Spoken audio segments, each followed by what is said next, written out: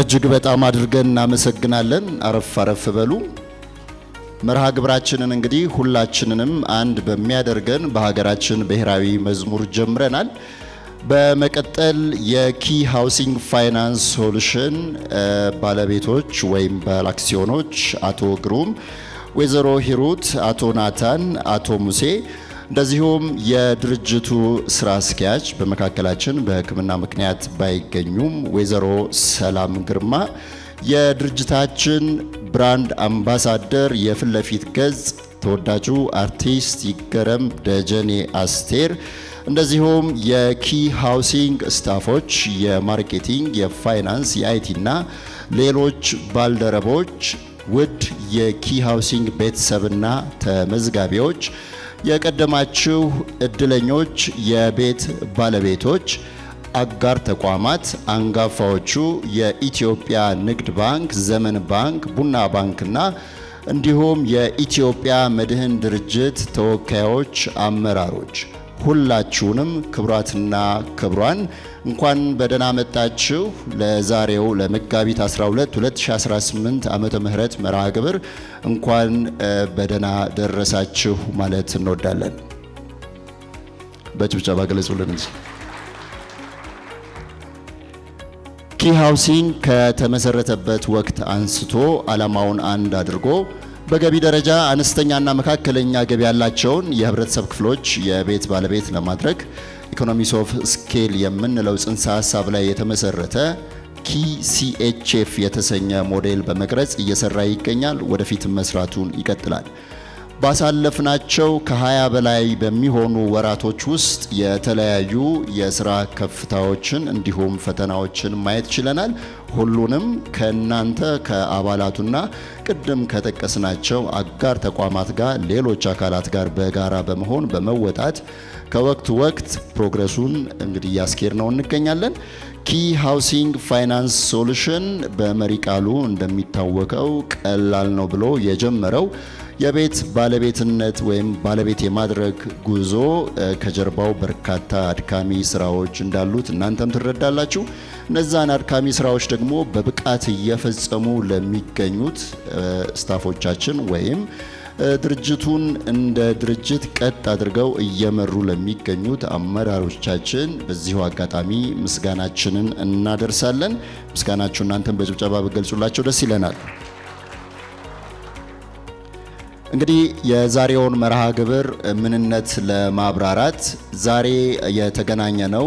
እንደምታውቁት በደንበኛውና በኪ ሃውሲንግ ፋይናንስ ሶሉሽን መካከል በጋራ እንግዲህ ሁለቱንም በሚያስተዳድረው ውል ላይ በግልጽ እንደተቀመጠው ኪ ሃውሲንግ ፋይናንስ ሶሉሽን ግዴታውን እንዲወጣ እንዲሁም ደግሞ ተመዝጋቢው መብቱን እንዲያገኝ በሚያደርገው ውል ላይ አንድ ሰው የቤት ባለቤት ለመሆን ያለበት ግዴታ አንድ ነው። እርሱም ከተመዘገበ በኋላ በየወሩ ከሱ የሚጠበቀውን ወራዊ ቁጠባ በአግባቡ መቆጠብ ነው።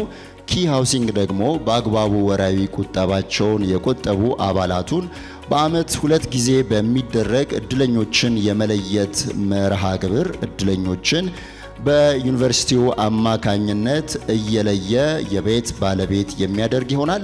በዚሁ መሰረት በ2018 ዓመተ ምህረት መውጣት የሚጠበቅበት 2 ዕጣ እንዳለ ሆኖ ከባለፈው አመት ደግሞ ከዚህ በቀደም በገለጽንላችሁ ምክንያት የተንከባለለ ስንት አለ? አንድ ለመጀመሪያ ዙር ተመዝጋቢዎች በጥቅሉ እነዚህን 3 መርሃ ግብሮች የሚያከናውንበት አመት ነው። ከሶስቱ አንዱን እንግዲህ ዛሬ በዕለተ ቅዳሜ መጋቢት 12 2018 ዓመተ ምህረት እያከናወንን እንገኛለን። የዚህ መርሃ ግብር ዓላማው እርሱ ነው።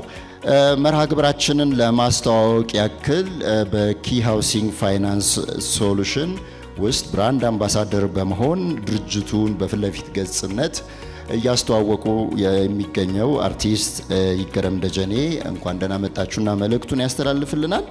ከዛ በመቀጠል ከአጋር ተቋማት የሚኖር መልእክት ይኖራል። እርሱንም እንዲሁ እንሰማለን። ስላለው ሁኔታ ደግሞ የተወሰነ ብሪፊንግ ይኖረንና ወደ ዩኒቨርሲቲው መርሃ ግብር ነው በቀጥታ የምናልፈው። ዓላማው አንድ ስለሆነ በቀጥታ ወደ ጉዳዩ በመሄድ በፍጥነት እናንተም የቤት ባለቤት መሆናችሁን እንድታረጋግጡ እንፈልጋለን። በዚያው አጋጣሚ እንግዲህ ከትናንት ጀምሮ ሌሊቱን ሙሉ ማህበራዊ ሚዲያ አስተያየት መስጫውን ስከታተል ሳይ ነበርና ብዙ ሰው ጸሎቱን የሚያደርሰው ኮሜንት ሴክሽን ስር ነውና ያው ፈጣሪ ከየትም ይሰማል፣ ግን ደግሞ እኛም እያየን ነው። ያንን የጸለያችሁትን ሁሉ የጓጓችሁትን ሁሉ ፈጣሪ እንዲሰማችሁ ደግሞ እንደ ኪ ሃውሲንግ ፋይናንስ ሶሉሽን እንመኛለን። ለሁላችሁም እዚህም ላላችሁት ከቤትም ሆናችሁ ይህን መርሃ ግብር ለምትከታተሉ መልካም እድል ይሆንላችሁ። ዛሬ የቤት ባለቤት መሆናችሁን የምታረጋግጡበት ቀን እንዲሆን እንመኛለን። አሜን ላለ ይሆንለታል ነው የሚባለው። እንግዲህ እንደተባለው ኪ ሃውሲንግ ፋይናንስ ሶሉሽን በርካቶችን የቤት ባለቤት ለማድረግ ጉዞ ጀምሯል። በእነዚህ ጉዞዎች ውስጥ ደግሞ የሚጓዘው ከዚህ ቀደም በተጓዘበትና በሚያውቀው መንገድ ስላልሆነ አዲስ መንገድ እየጠረገም ጭምር ስለሆነ የተለያዩ ጤሻዎችን በጣጥሶ መሄዱ ግድ ይለዋል። ያም እየሆነ ወደፊት እንቀጥላለን። የቤት ባለቤት እናንተን ማድረግ ቀላል ነው ብለን ስንነሳ ነገሮች ከፊት የሚጠብቁን በተለይ ቀላል ይሆናሉ ብለን ግን አይደለም። ምክንያቱም የምታውቁት የቢዝነስ ኢኮሲስተም ውስጥ ስላለን ማለት ነው። እንግዲህ በዛሬው መርሃ ግብር የምንለያቸው እድለኞች በኪሲኤችኤፍ ሞዴል አሰራር መሰረት የቤት ባለቤት የሚሆኑ ናቸው። እነዚህ እድለኞች የሚለዩት በሚታወቀው አካሄድ ነው። ለበርካታ ጊዜ ያከናውነነዋል። በእያንዳንዱ መርሃ ግብር ላይ ያየናቸው ያስተዋልናቸውን ነገሮች ደግሞ እያሻሻልን ይበልጥ እያሳመርን ነው ያለ ነው። በዚሁ አግባብ ዛሬም የምንለያቸው እድለኞች ከዚህ ቀደም እድለኛ ሆነው ቤታቸውን ተረክበው እየኖሩበት ወይም አከራይተውት ከሚገኙት ጎራ ይቀላቀላሉ። እነሱ እነማን ናቸው የሚለውን ከተወሰነ ሰዓት በኋላ ቢበዛ 1 ሰዓት በኋላ የምናውቅ ይሆናል። እስከዛው እንግዲህ የሁላችንም ልብ እንደተንጠለጠለ ይገባናል። ግን ወደ ኋላ መለስ ላድርጋችሁና መጀመሪያ ስንጀምር ታህሳስ 27 2016 ዓመተ ምህረት እድለኛ የሆኑ ተመዝጋቢዎች ብዛት 60 ነበረ። ከዛም ጳጉሜ 5 2016 ዓመተ ምህረት ለዚሁ ከፍ አለና ስንት ሆነ? የምታስታውሱ ስንት ሆነ? 62 ሆነ። 2 ቤት ነው። ከዛ በመቀጠል ጥቅምት ላይም እንደዚሁ የሁለተኛ ዙር ተመዝጋቢዎች እድለኞች ተለዩ። ከዛ በመቀጠል ሚያዝያ 30 የዛሬ አመቱ የ2017ቱ ተከናወነ። እንግዲህ በእነዚህ ያክል ጊዜዎች ውስጥ ቁጥሩ ትንሽ በሚመስል ከሆነ ሰዓት በኋላ ደግሞ በብዙ ፐርሰንት ከፍ እያለ መጣ። እግረ መንገዴን አንድ ነገር ቅድም አርቲስት ይገረም ሲያነሳ እንደነበረው አርቲስት ይገረም ደግሞ መጋቢት 26 2017 ዓመተ ምህረት ብራንድ አምባሳደር ሆነ። ያው መጋቢት ላይ እሱ ብራንድ አምባሳደር ከሆነ በኋላ በወሩ ነው ወጣ ያወጣ ነው። አርቲስት ይገረም ገዳም ነው ቁጥሩን 174 እንድናደርስ እንግዲህ የሱ ገድም ቀንቶናል። እናመሰግናለን። በዚሁ አጋጣሚ ይገም 174 ከሆነ በኋላ ደግሞ ወደ ኋላ መመለስ አለ እንዴ? ይጠበቃል? ከኛ አይጠበቅም። ካልተጠበቀ የዛሬው ስንት ሊሆን ይችላል? ግምት ስንት? 150 5 እሺ 500 ልብ በሉ። በዚህ ዓመት ስንት ነው የሚጠበቅብን? አዎ እሷን እያሰባችሁ አንዴ ደግሞ ሁሉንም የቤት ባለቤት አድርገን ማን ቢሮ ሊመጣ እኛ ምን ልንሰራ? ስለዚህ ለኛም እያሰባችሁ ስንት ሌላ እዚህ ጋር 5 ተይዟል። እሺ መምህር 75 መምህር 75 ብለዋል እና ጫርቶ ይሄን ነገር አይደል? እሺ 500 መምህር ደግሞ መምህር ዮናስ ካልተሳሳትኩ መምህር ዮናስ ደግሞ 75 ብለዋል። ሌላ 200 እዛ ጋር 1000 እኔ ከመምህር ዮናስ ወገን ነኝ።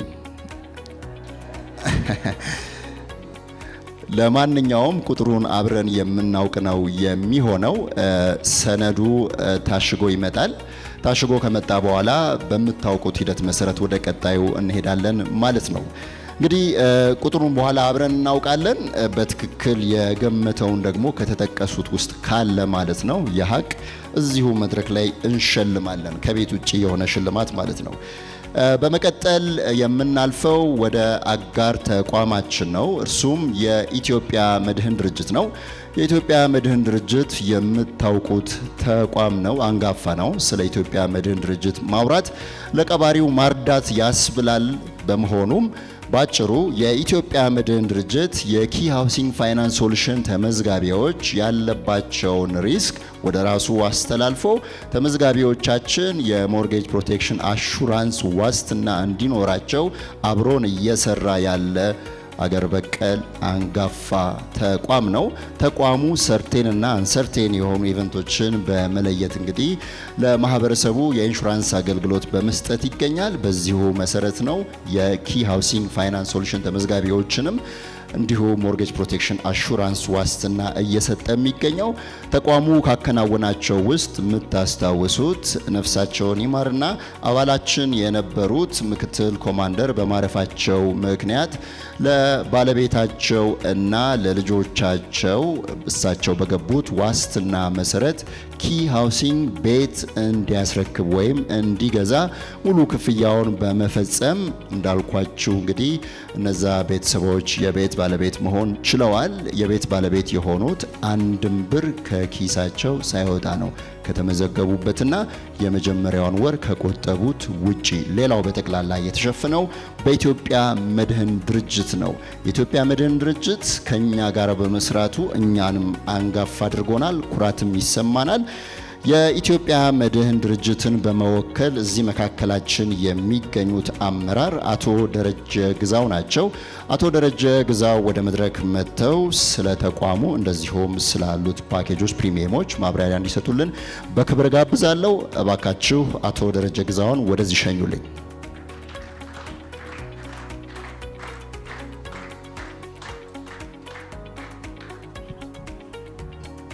አመሰግናለሁ።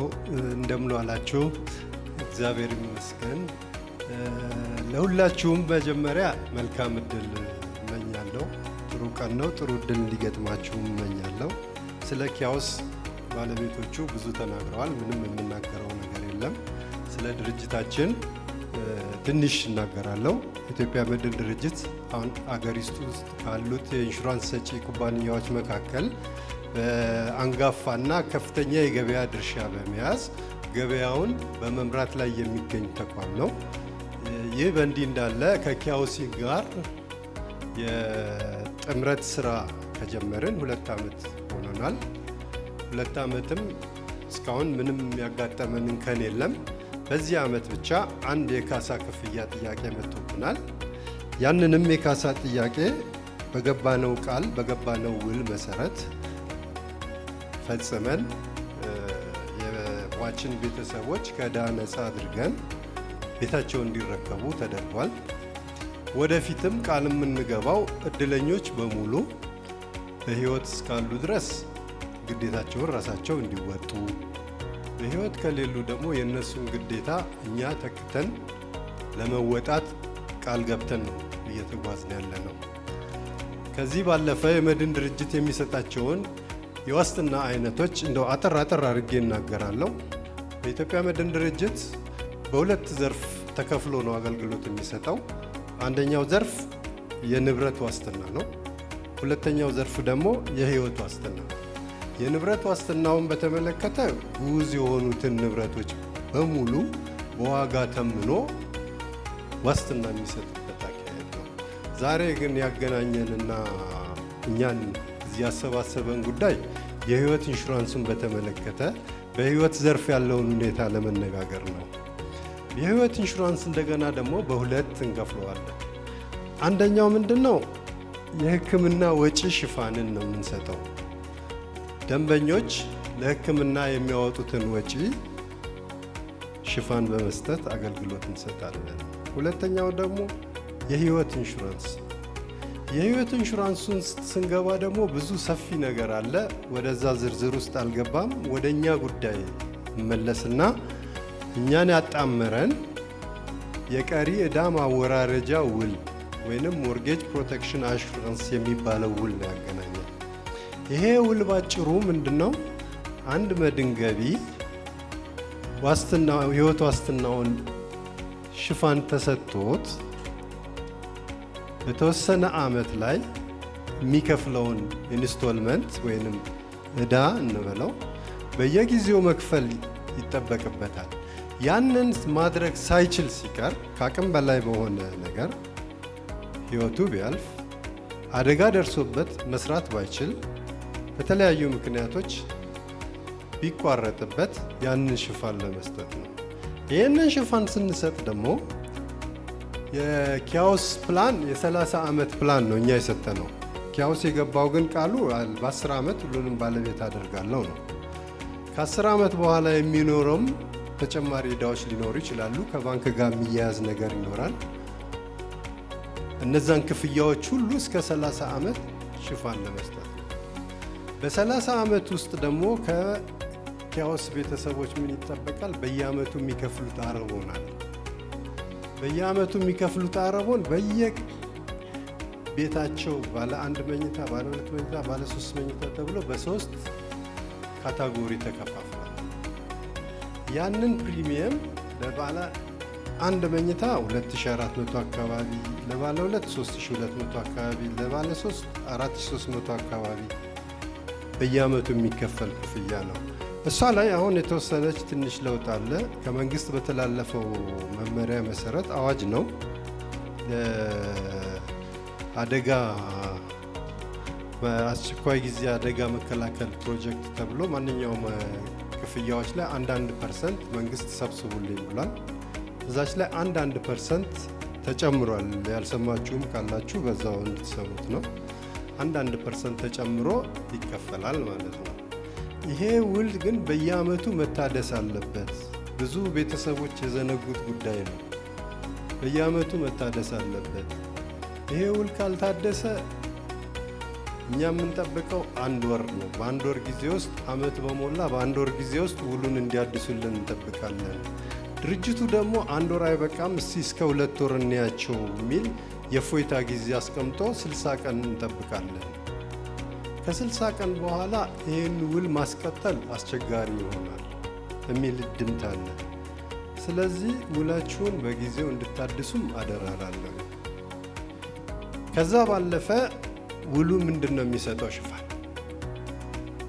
አንድ የኪያውስ ቤተሰብ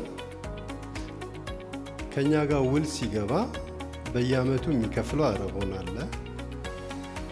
እኛ ደግሞ የምንገባው ግዴታ አለ። የእሱን የቤት ዋጋ ኃላፊነት ተሸክመን ነው።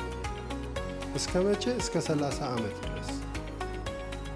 በዚህ መሃል አይበለውና መጥፎ ነገር ቢፈጠር ያ ደንበኛ ክፍያውን ከፍሎ ካቆመበት ጀምሮ ምንም አይነት ቤተሰቦቹ የሚጠየቁት ክፍያ የለም። እሱን እግር ተክቶ ማን ይገባል? መድን ድርጅት ነው። የኢትዮጵያ መድን ድርጅት ተጎጂዎቹን ተክቶ ገብቶ ከኪያውስ ጋር ያለውን ጉዳይ ይጨርስላል። መጨረሻው ምንድን ነው የሚሆነው? ቤተሰቦቹ ካለምንም ወጪ በእፎይታ ቤታቸውን መረከብ። ይሄ ሲሆን ግን የደንበኛውን ግዴታ እንዳትረሱ። በየዓመቱ የሚከፈለውን አረቦን መክፈል ግዴታ አለ። አደራ እምላችሁ ይህንን ለማለት ነው። እንግዲህ እኔ አጠር አድርጌ ነው የምናገረው። ከዚህ በላይ የሚጨምረው ነገር የለም። አስተያየት የምትሰጡን ደግሞ ችግር ገጥሟችሁ ከሆነ በእኛ አሰራር 1 ሰው ወይንም 2 ሰው እድል ብሰጥ ይፈቀድልኛል። ችግር የገጠማችሁ ካላችሁ እሺ፣ እዚህ 1 ሰው አለ። ሌላ ሰው አለ? እሺ፣ እርሶን ልስማ። እኛ መጀመሪያ ውል ስናደርግ እስከ 50 ዓመት ነበር የወሰንነው። እስከ 50 ዓመት ድረስ በዋናው አረቦን ክፍያ ብቻ ተስማምተን፣ ከዛስ በላይ ያሉት ኢትዮጵያውያን ናቸው፣ ቤት ፈላጊዎች ናቸው፣ ምን ይደረጉ ተባለ። የበላይ አመራሮች ተሰበሰቡ። በካታጎሪ እናስቀምጠውና የተወሰነ ጭማሪ ገንዘብ፣ ያው የሰው ልጅ እድሜው ሲጨምር ይታወቃል። የመኖር ፕሮባቢሊቲው እየቀነሰ ነው የሚሄደው ተብሎ ነው የሚታሰበው። ስለዚህ ከ50 እስከ 55 ላሉት ከ55 እስከ 60 ላሉት የተወሰነ ጭማሪ አድርገናል። 30% እና 25% ጭማሪ አለ ቅድም ከተናገርኩት ላይ። ይሄ ግን ከ50 ዓመት በታች የሆናቸውን ሰዎች አይመለከትም። ከዛ በላይ ያሉትን ለማካተት ለማቀፍ ላለመለየት ብለን ነው እንጂ ሪስኩ ከፍተኛ ነው። ሰው እድሜው ሲጨምር የታወቀ ስለሆነ በማንኛውም ቦታ እድሜው የጨመረ ሰውን አንድ ወጣትና አንድ እድሜው የገፋ ሰው እኩል ዋጋ አይሰጠውም፣ እኩል የመሮጥ አቅምም የለውም። ከዛ አንጻር ነው ያን ያህል የሚጎዳም አይደለም። ብዙ ተመካክረንበት የወሰንነው ክፍያ ስለሆነ ነው። መልሼ ከሆነ አመሰግናለሁ።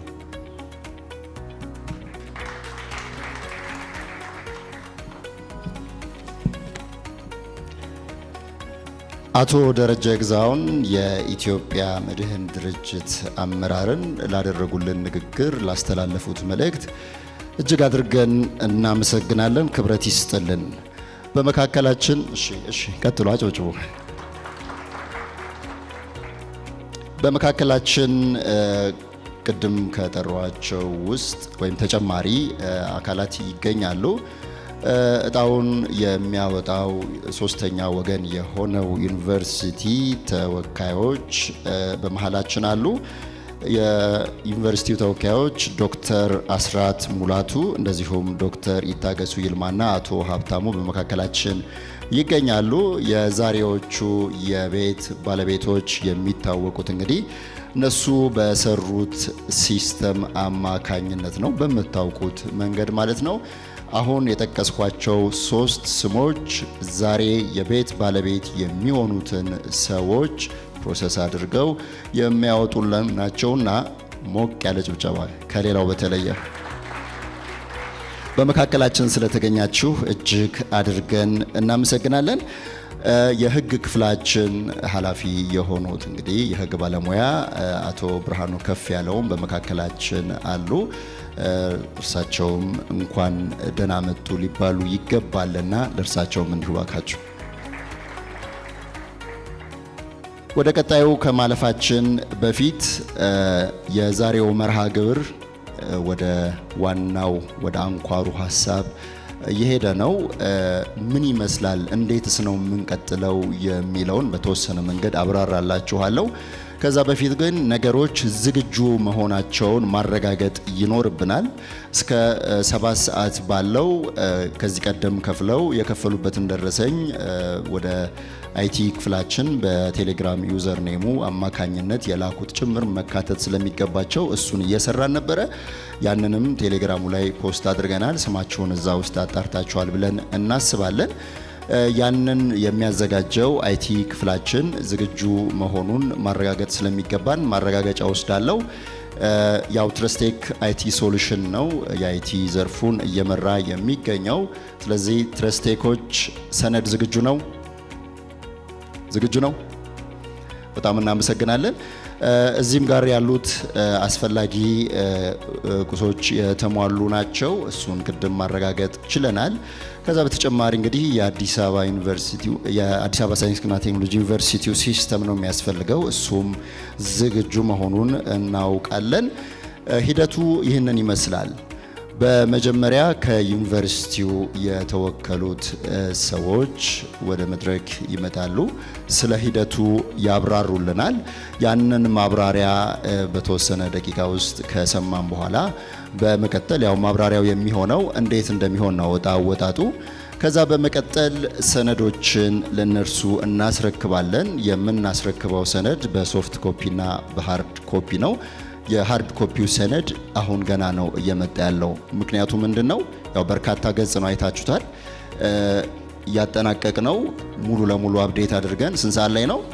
7 ሰዓት ላይ እንግዲህ የ400 እና 500 ገጽ የሚሆነው በፍጥነት ፕሪንት ተደርጎ ታሽጎ ነው የሚመጣው። ቀድመን የምናዘጋጀው ምንም ነገር ስለሌለ መጨረሻዋ ሰዓት ድረስ የሚጠበቅባቸውን ቁጠባ የቆጠቡትም ጭምር ስለሚካተቱ ከአባሪ ደብዳቤ ጋር አንድ ላይ በማድረግ ሰነዱን እናስረክባቸዋለን። ትረስቴክ አይቲ ሶሉሽን ደግሞ ከሲስተም ላይ የተመዝጋቢዎችን ዝርዝር ይሰጣል። ያ ዝርዝር በውስጡ የሚያካትተው ትኬት ነምበር ያካትታል፣ የኪ መለያ ቁጥር ያካትታል፣ ሙሉ ስም እንዲሁም የመኝታ ቤትና የከተማ ዝርዝር ይኖርበታል።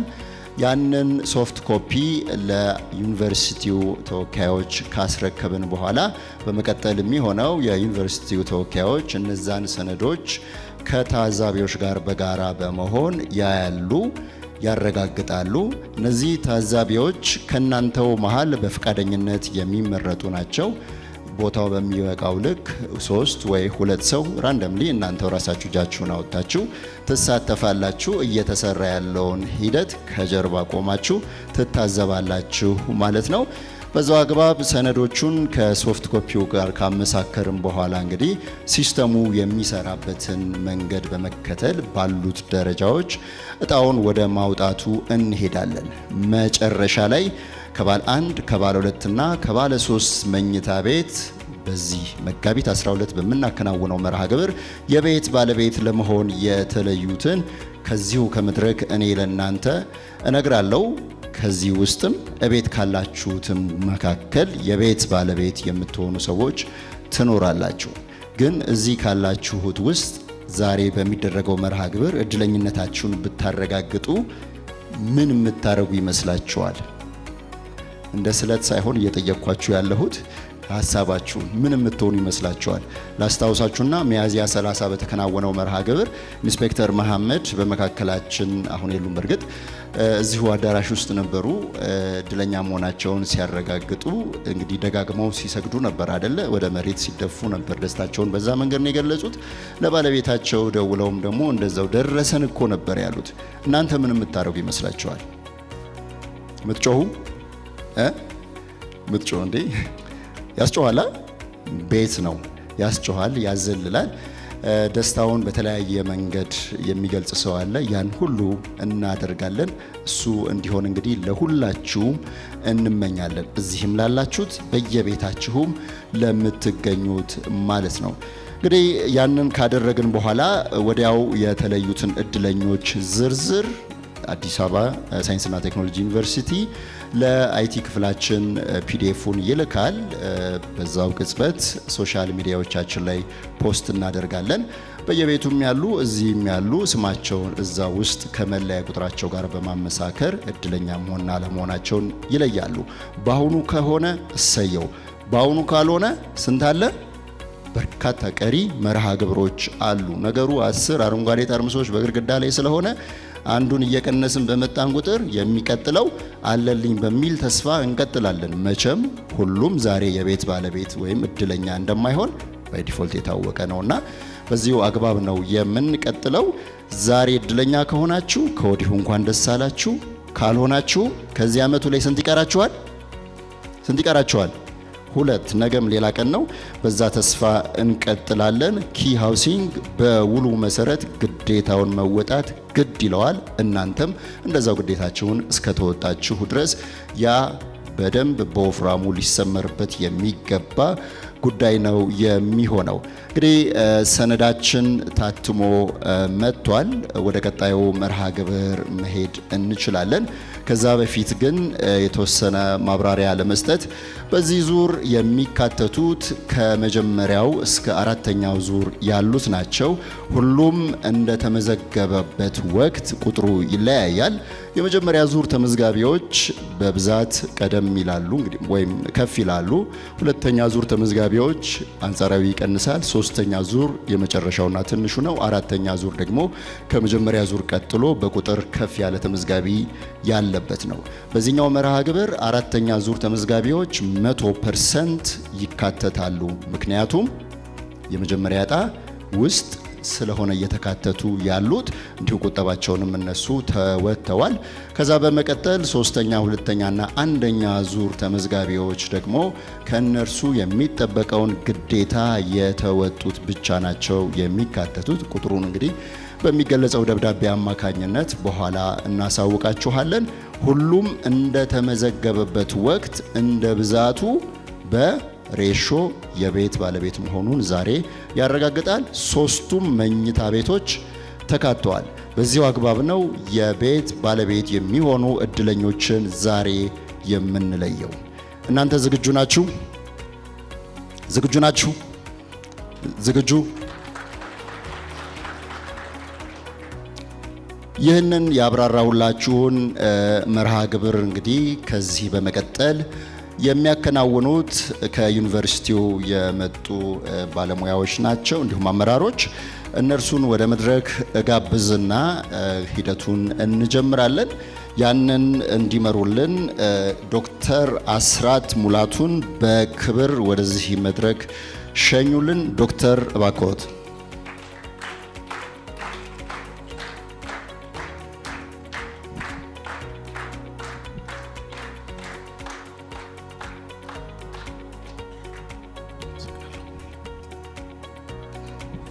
አመሰግናለሁ። እግዚአብሔር ያክብርልኝ።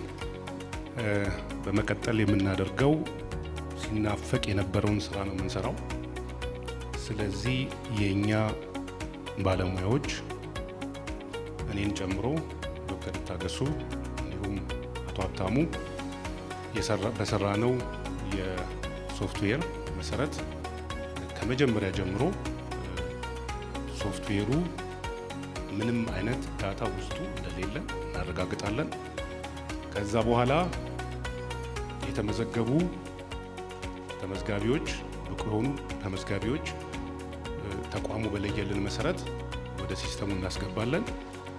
ከዛ በኋላ እነዚህ ተመዝጋቢዎች ለየት ያለ የምንፈልጋቸው ዳታ አይተሞች አሉ።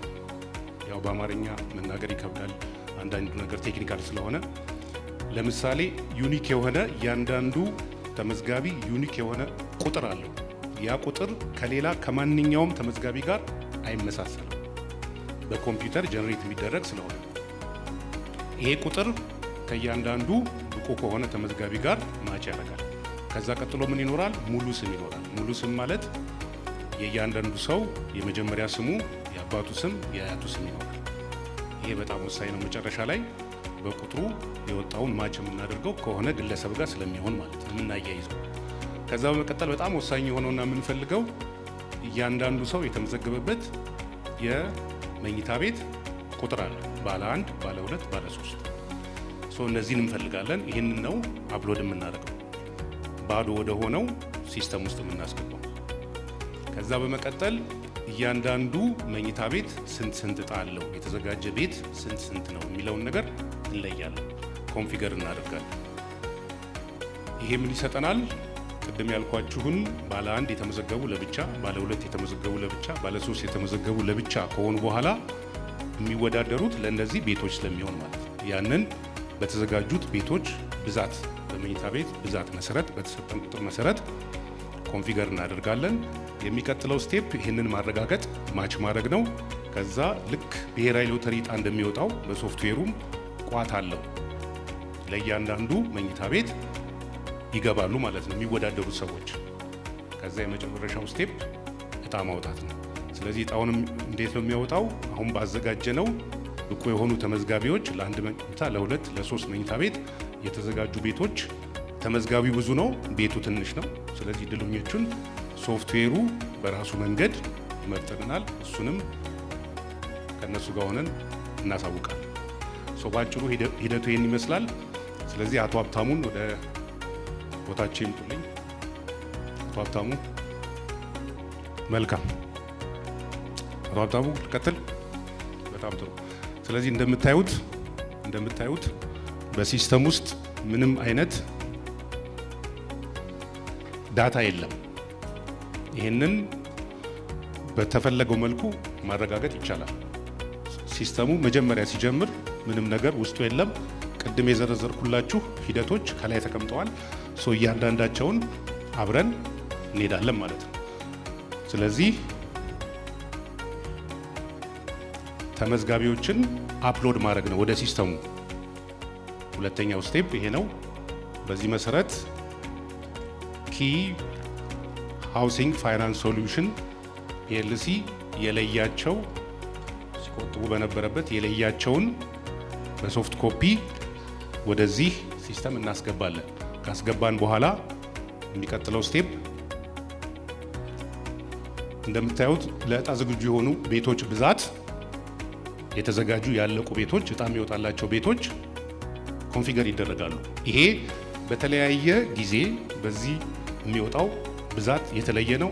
ባለፈው የነበረው የተለየ ነው። በሚቀጥለው የተለየ ሊሆን ይችላል።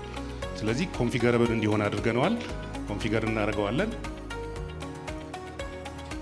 ከዛ ቀጥሎ አጠቃላይ ለሎተሪ ሲስተሙ የገባው መረጃ እንዴት እንደሆነ ያሳየናል። ማች ያደርጋል። ባለ አንድ መኝታ ቤት የተመዘገቡ ያሉ ቤቶች፣ የተመዘገቡ ባለ ሁለት ያሉ ቤቶች የሚለውን ያሳየናል። የሚቀጥለው ስቴፕ ላይ ቅድም እንዳልኳችሁ ለባለ አንድ መኝታ ቤት ቋት አለን፣ ለባለ ሁለት አለን፣ ለባለ ሶስት አለን። ስለዚህ ሰዎቹን እዛው እስከተን የሚቀጥለው ስቴፕ ላይ እጣውን እናወጣለን። እጣው ወጥቶ ሲያልቅ የኛ ስራ ያልቃል። ሲስተሙን እንይዛለን። ኮፒ ለኪ ሃውሲንግ ፋይናንስ ሶሉሽን እንሰጣለን፣ እናስረክባለን። በሃርድም በሶፍትም ኮፒ። ይህን ይመስላል ሂደቱ። ስለዚህ ሂደቱን ለመጀመር ዳታ እንፈልጋለን።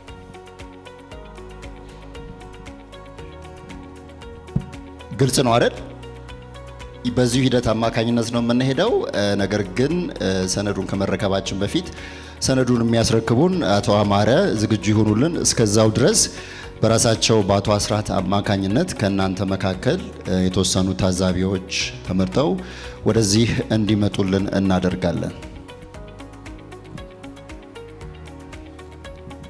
ኦኬ።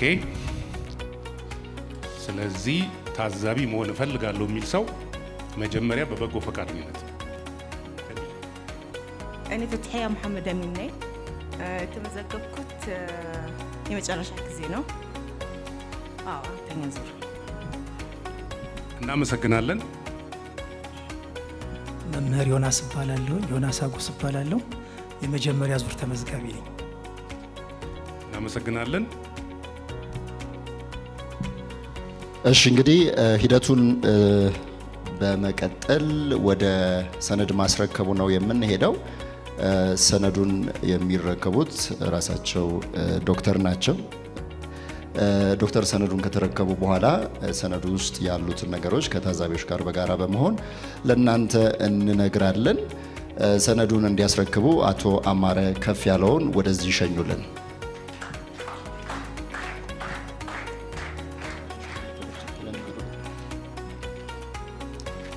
በጣም አድርገን እናመሰግናለን። እንግዲህ ሰነዱን ተረክበናል። ትንሽ ግን ወደዛ እንጠጋለን። ሰነዱ ውስጥ ሊኖር የሚገባው የተመዝጋቢዎች ዝርዝርና እሱን ደግሞ የሚገልጽ የሚያስረዳ፣ እንደዚሁም ዛሬ የሚወጣውን የቤት መጠን ከባለ 1 ባለ 2 ባለ 3 እንደየባቹ ሬሾ የሚያብራራ ደጋፊ ደብዳቤ ነው። እነዚህ ሁለት ነገሮች መሟላት መቻል አለባቸው። ከሰነዱ በተጨማሪ ሶፍት ኮፒው ደግሞ በአይቲዎች አማካኝነት መሰጠት መቻል አለበት። ናታን ተሰጥቷል። እዚህ ውስጥ ነው ያለው ፍላሹም እዚህ ውስጥ አለ። ያንንም አንድ ላይ እናስረክባለን ማለት ነው። ክፈቱልንና ውስጥ ያለውን በጋራ አሳዩን።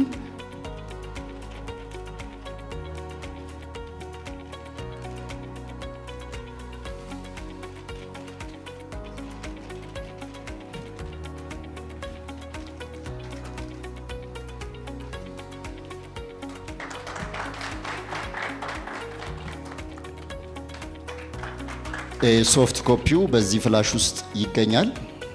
አዲስ ፍላሽ ነው እንግዲህ ለዚህ ዓላማ ብቻ ተብሎ የተገዛ ማለት ነው። እንግዲህ በየዙሩ ቢያንስ በአመት 2 ፍላሽ እንገዛለን በየባቹ ማለት ነው። ይሄኛው ሰነድ ደግሞ በውስጡ የያዛቸው ዝርዝሮች የተመዝጋቢዎች ዝርዝር ነው። ከፊት ለፊት ያለው ደግሞ አባሪ ደብዳቤ አለ። እዚህ ደብዳቤ ውስጥ የተገለጸውን ሀሳብ አነብላችኋለሁ። ታዛቢዎችና ዩኒቨርሲቲው ደግሞ በጋራ በመሆን ያረጋግጣሉ። ደብዳቤው እንግዲህ በማኔጅመንት ተፈርሞ በቀን 12/07/2018 በደብዳቤ ቁጥር KHF 2343 2018 ለዩኒቨርሲቲው የተጻፈ ነው። ጉዳዩ እድለኛ የኪሲኤችኤፍ ተመዝጋቢዎችን እንድትለዩልን ስለመጠየቅ እዚህ ውስጥ በተካተተው ሀሳብ መሰረት እንግዲህ ዩኒቨርሲቲው ከኪ ሃውሲንግ ጋር ባለው ውል መሰረት ይህንን ነገር ለማከናወን ግዴታ እንዳለበት ይገልጻል። በዚህም መሰረት ዛሬ መጋቢት 12 ቀን 2018 በሚከናወነው መርሃ ግብር አንደኛ፣ ሁለተኛ፣ ሶስተኛ እና አራተኛ ዙር ተመዝጋቢዎች እንደየብዛታቸው ተካተዋል። በዚህም ከአንደኛ ዙር የተካተቱት በሁሉም መኝታ ቤቶች ማለት ነው 9253 ግዴታቸውን የተወጡ ቆጣቢዎች ናቸው። ከሁለተኛ ዙር የተካተቱት 2629 ቆጣቢዎች ናቸው። አብዛኞቹን ስለማውቃቸው ኦልሞስት ሁሉም አለ ማለት ይቻላል ሁለተኛ ዙር ላይ። ሶስተኛ ዙር 1053 ተመዝጋቢዎች ናቸው። እዚህም ጥሩ ነው። ወደ 100 ገደማ የሚሆን ሰው ነው በተለያየ ምክንያት መቆጠብ ያልቻለው። አራተኛ ዙር ተመዝጋቢዎች ደግሞ 3172 ናቸው። በድምሩ 16107 ሰዎች ለዚህ እድለኛ መለያ መርሃ ግብር ብቁ ናቸው ተብሎ በሃርድ ኮፒና በሶፍት ኮፒ ዝርዝራቸው ተልኳል። ተደምሮ 1607 ሰዎች እዚህ ሰነድ ላይ መኖራቸውን አረጋግጡልን። ወይም በገጽ ብዛት 366 እንግዲህ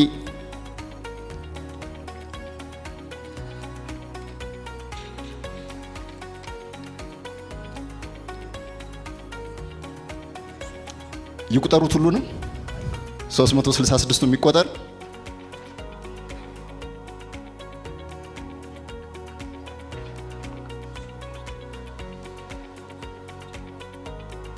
መለያ ኮዳቸው አንድ ብሎ ከጀመረ የመጀመሪያ ዙር ማለት ነው አይደል? 100 ካለ 200 300 400 ከ1 እስከ 4 ያሉትን ይገልጽልናል ማለት ነው። ይሁ በተመሳሳይ በሶፍት ኮፒ ፍላሽ ውስጥ መካተቱን በኋላ የምናይ ይሆናል። አሁን ወደ ቁርጡ ልንመጣ ነው። ዛሬ ስንት ነው የሚወጣው? እንግዲህ መምህር ዮናስ እየመሩ ነው። አንድ ላይ ነን፣ አንድ ቡድን ነን ከኔ ጋር። እናንተ ደግሞ ከፍተኛውን 1000 ያደርሳችኋል። መሀል ላይ እንገናኝ፣ እንደራደር። ስንት ይሁን? እሺ እጅ ስለወጣ እዛ ጋር ስንት ይሁን እናቴ? 300። እዚህ ጋር መነጽር ያርግሹስ 300። ሌላ? እሺ አባቴ ስንት ይሁን? 270 248። እሺ እዚህ ጋር 274። ሌላ 250። ኦኬ እዚህ አካባቢ ጥሩ ነው፣ ገበያው ደርቷል። ሌላ ወደዚህ። እሺ ወንዴ 200። ሌላ? እሺ እናቴ 150። አሁንም ከእርሶ ጋር ነኝ። እንግዲህ አብዛኞቻችሁ ባላችሁት መሰረት ደብዳቤው እዚሁ ጋር ራሱን ቀይሮ እንግዲህ እናንተ ቃል ኃይል ኖሮት ዛሬ የቤት ባለቤት መሆናቸውን የሚያረጋግጡ ሰዎች ብዛት ከሁሉም ዙር ወይም ከመጀመሪያ ዙር፣ ከሁለተኛ ዙር፣ ከሶስተኛ፣ ከአራተኛ በመኝታ ቤት ደግሞ ከባለ 1፣ ባለ 2፣ ባለ 3 ብዛታቸው ስንት ነው? 300 ነው። እናንተው ባላችሁትና በገመታችሁት መሰረት ከባለ 1 መኝታ ቤት 45፣ ምክንያቱም ባለ 1 ጥቂት ተመዝጋቢዎች ናቸው። ከባለ 2 መኝታ ቤት 105፣ ከባለ 3 መኝታ ቤት ሲቀነስ 300 ማለት ነው አይደለ? ስንት ሆነ? 150 ሰዎች የቤት ባለቤት ለመሆን ዛሬ ይለያሉ። ታስታውሱ ከነበረ ከ2 ዓመት በፊት ታህሳስ 27 2016 ዓመተ ምህረት የቤት ባለቤት እንዲሆኑ የለየናቸው ሰዎች ስንት ነበሩ? 60። አሁን በ5 አድጎ ወይም በፐርሰንት ስንሰራው 500 ማለት ይቻላል አይደለ? ስንት ሆነ? 300። ነገ ከነጎዲያ እየተሻሻለ ይመጣል። ስሌቱ ሊኔር አይደለም፣ ከፍ እያለ ነው። ይህንን ላደረገው ምስጋና ይገባዋል ለተቋሙ። እንግዲህ እዚህ ደብዳቤ ላይ በተገለጸው መሰረት ካሁን በኋላ ያለውን ሂደት ዩኒቨርሲቲው የሚያከናውን ይሆናል።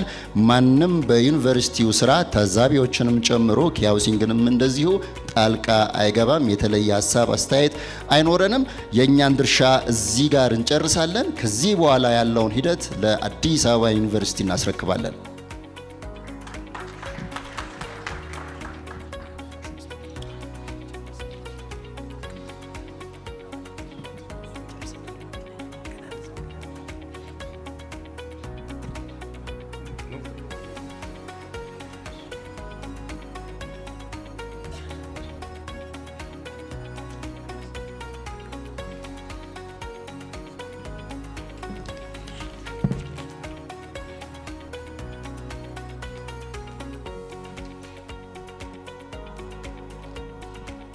ሶፍት ኮፒው ለአቶ ሀብታሙ ተሰጥቷል። እንደምታዩት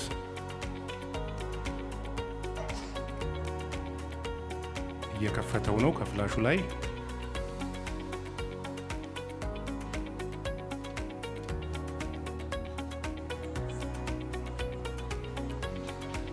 ቁልፏ መሽከርከር ደክሟታል፣ ተጠናቋል።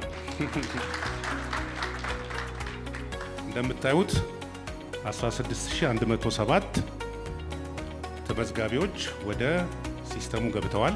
የሚቀጥለው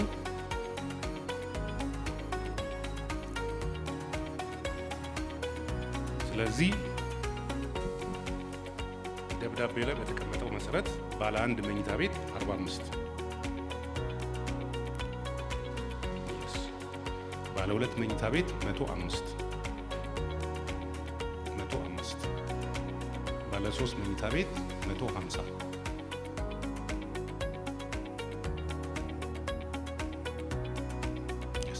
አጠቃላይ 300 ቤቶች። መልካም። እንደሚቀጥለው እዚህ ጋር እንደምታዩት ቅድም አፕሎድ ያደረግነውን 16107 ባለ ዕድለኛ በዚህ መልኩ ከፋፍሏቸዋል። ከዚህ ውስጥ አውጥቶ ለይቷቸዋል። ባለ 1፣ ባለ 2፣ ባለ 3 መኝታ ቤት ብሎ ሶፍትዌሩ ከጀርባ በሰራ ነው ኮድ መሰረት ማለት ነው። እነዚህ 2512 ባለ 1 መኝታ ቤት ለ45 ቦታ ይወዳደራሉ።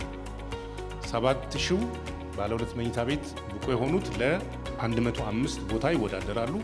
የመጨረሻው ደግሞ 6595ቱ ለ150 ቦታዎች ይወዳደራሉ። ይሄን ያሳየናል ሶፍትዌሩ አፕሎድ ካደረግነውና ኮንፊገር ባደረግነው መሰረት። ታውታሙ የሚቀጥለው እንደምትመለከቱት ሲስተሙን ማደራጀት ነው። ቅድም ያየነውን ማች ያደረግነውን ወደ እጣ ማውጫ ኮሮጆን ብለው ውስጥ እንከታለን። እንደምታዩት በእያንዳንዱ መኝታ ቤት ያሉትን ያሳየናል፣ ያደራጅልናል ማለት ነው። ቋት ውስጥ ይከታቸዋል እንደምታዩት። እያንዳንዱ መኝታ ቤት ውስጥ ያሉትን ብቁ የሆኑትን ተመዝጋቢዎች ወደ 3ቱም ያስገባልናል። መልካም። 3ኛው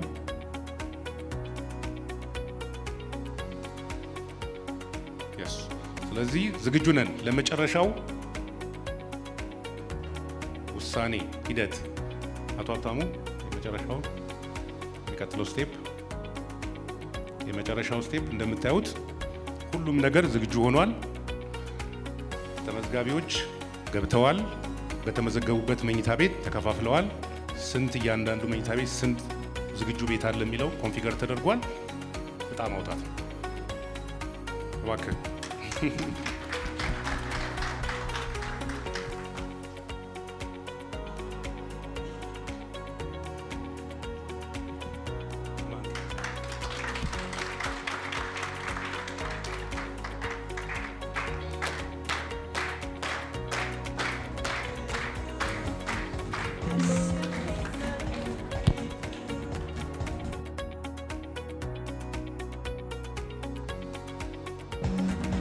እንግዲህ እድለኞች ተለይተዋል። ይሰማል አይደል? እድለኞች ተለይተዋል። እድለኞቹን ዳውንሎድ አድርጎ ሰነዱን ከመላክ እና ለእናንተም እዚህ ከማንበቤ በፊት ማን ነው ከዚህ ቤት ውስጥ እድለኛ? እርግጠኛ አይደላችሁ? ኦልሞስት ሁላችሁም አይደል? በመቀጠል እድለኞቹን ዝርዝራቸውን እጠራለሁ። ስጠራ እዚህ መሃል ካላችሁ እባካችሁ ወደዚህ ኑልን። በየቤታችሁም ደግሞ ከሆናችሁ በፌስቡክ ቀጥታ ስርጭት እየተላለፈ ስለሆነ ከታች አስተያየት መስጫው ስር ደርሶኛል፣ ዛሬ እናንተ አመስግኑ፣ ነገ ደግሞ ለሌላ ተመኙ። ከመጥራቴ በፊት አንድ የ10 ደቂቃ ታሪክ ልንገራችሁ። ዝግጁ አይደላችሁም? አነስ 10 ደቂቃ ያሉኝ ነው ዶክተር። እንጨምራለን። እንግዲህ ለሁላችሁም እዚህ ውስጥ ላላችሁት እድለኛ መሆናችሁ ለታወቀ ከወዲሁ እንደ ኪ ሃውሲንግ ፋይናንስ ሶሉሽን እንደ ኪ ቤተሰብ ሁላችሁንም እንኳን ደስ አላችሁ ማለት እንወዳለን። የቤት ባለቤትነት ከመጠለያም ባሻገር የሆነ ትርጉም ያለበት ከተማና አገር ውስጥ ነው ያለነው። ትልቅ ትርጉም ያለው ጉዳይ ነው ከጀርባዬ የምትመለከቱት። ዝርዝሮቹን የዩኒቨርሲቲው ባለሙያ አቶ ሀብታሙ ይከፍቱልናል። እኔ ደግሞ ስማችሁን እዘረዝራለሁ። ከባለ 3 መኝታ ቤት ቪው ሪዛልትስ ይላል መንግስቱ ሙሉ ብርሃን፣ ጥበቡ መንግስቱ ገሰሰ፣ ሙሉ ብርሃን ተስፋዬ ተካ፣ ሀብታሙ አስማረ ተገኘ፣ ናትናኤል መደዱ መሐመድ። ናትናኤል ጋር ያዘልኝ ከጠራሁት ውስጥ ያላለ እዚህ ውስጥ ያላለ እጅ ወደ ላይ። እስካሁን የለም። ማን አለ? ማን አለ? እባክህ 10 ቁጥር አልፏል። እስቲ ይኸው 10 ቁጥር ጌትነት ወይም አይዲውን ልንገር 182 10 አላለፈም። ማን ጋር ያቆምነው? ናትናኤል ጋር ባልሳሳት። የቱ ጋር ያቆምነው? አው ናትናኤል ጋር ያቆምነው። 15ኛው ጌች መስፍን። ጌች መስፍን እንኳን ደስ አለ። እባክናለን ወደዚህ የመጣህልን ጌች። ጌትነት ወርቅነ ካሳ፣ ትዝታ ተስፋዬ፣ ግሩም ሙሉጌታ ለገሰ፣ ይትባረክ መለሰ፣ ያሬድ ይልማ በቀለ፣ ኤቢሴ ማሞ አፈወርቅ፣ ቀለም ተክሊ ገብሬ፣ ወይንሸት አለባቸው አልይ።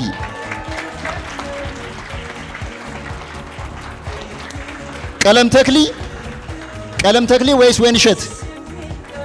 ቀለም ተክሊ እንኳን ደስ አለሽ። ቀለም ተክሊ ገብሬ፣ ወይንሸት አለባቸው አሊ፣ ደምሴ አበባ። 45ቱ የባለ 1 መኝታ ቤት እድለኞች እዚህ ጋር የተገለጹት ናቸው። በጠቅላላ 300 እድለኞችን ዩኒቨርሲቲው ለይቶልናል።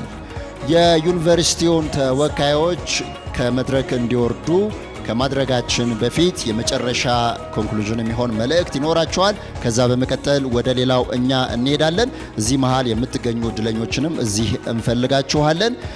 ዶክተር አስራት የሚያስተላልፉት ሀሳብ ካለ? እንኳን ደስ ያላችሁ።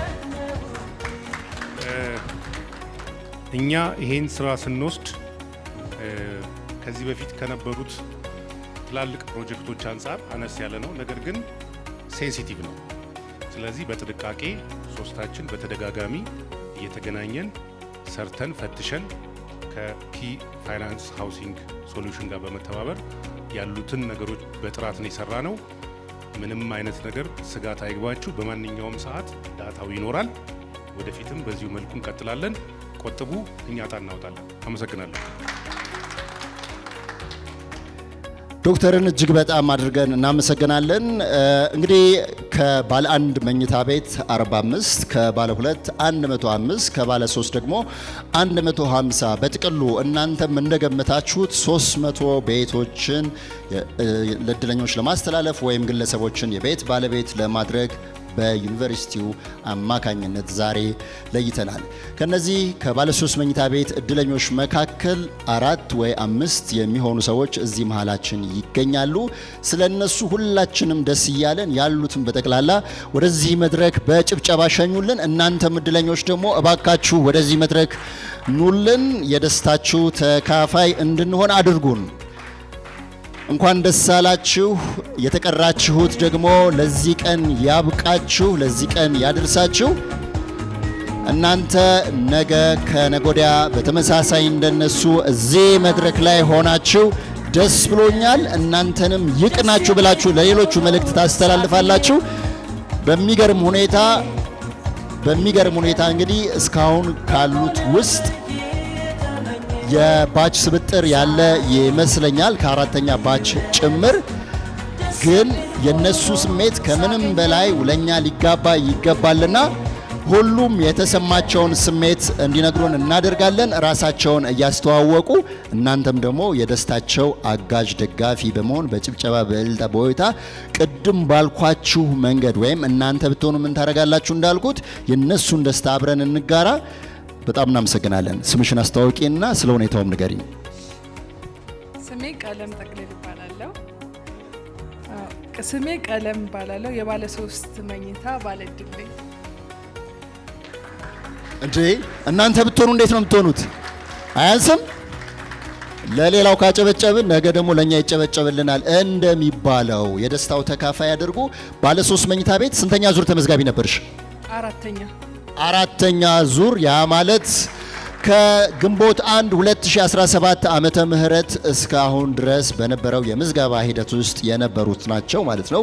ሁሉም በየባቹ ተመሳሳይ ሬሾ እንደ ብዛቱ ማለት ነው ተሰጥቶት የተከናወነ መርሃ ግብር ነው። አራተኛ ዙርንም ያካተተ ነው። ያንቺ ስም ማን ነው? ኑር መሐመድ አሚን። ኑር አህመድ መሐመድ አሚን። ኑር አህመድ መሐመድ አሚን እንግዲህ የአንዷ ታዛቢያችን እህት ነች። ባለ ስንት መኝታ ቤት ነው አንቺ? ባለ 3 መኝታ ቤት። ስንተኛ ዙር ነሽ? ኦኬ 4 ቤት ነው የተመዘገበችው። ከአራቱ አንዱ ነው የደረሳት። በ3ኛው ዙርና በ4ኛው ዙርም ተመዝግባለች። እንግዲህ እድሏን ለማስፋት እኛም ከዚህ በፊት ባደረግነው ጥሪ መሰረት 4 ቤት ነው የተመዘገበችው። ከአራቱ ስንቱ ደረሳት? አንዱ። ስንት ይቀራል? 3።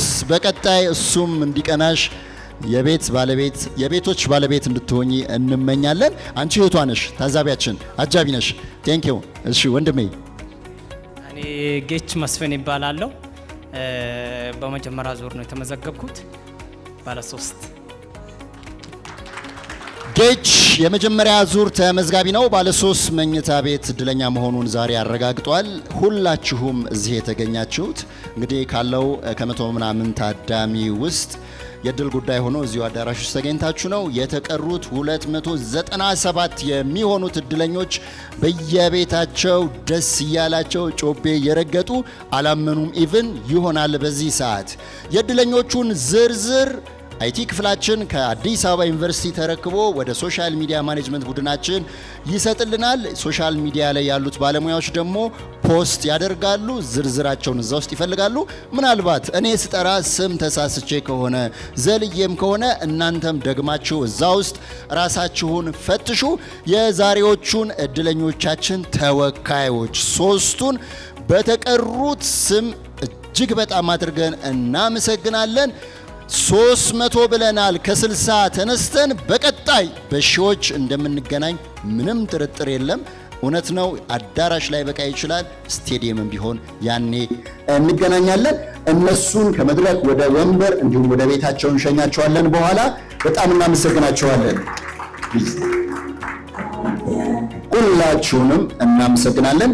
አጋር ተቋሞቻችን የኢትዮጵያ ንግድ ባንክ፣ ዘመን ባንክ፣ ቡና ባንክ በዚሁም የመድህን አገልግሎት በመስጠት አብሮን ያለው የኢትዮጵያ መድህን ድርጅት ይህንንም እጣ በማውጣት 3ኛ ወገን ሆኖ በገለልተኝነት የሰራውን አዲስ አበባ ሳይንስና ቴክኖሎጂ ዩኒቨርሲቲ ሁሉንም የኪ ሃውሲንግ ቤተሰቦች፣ ስታፎች፣ አመራሮች፣ ባለቤቶች በጠቅላላ ለነበረን ቆይታ እናመሰግናለን።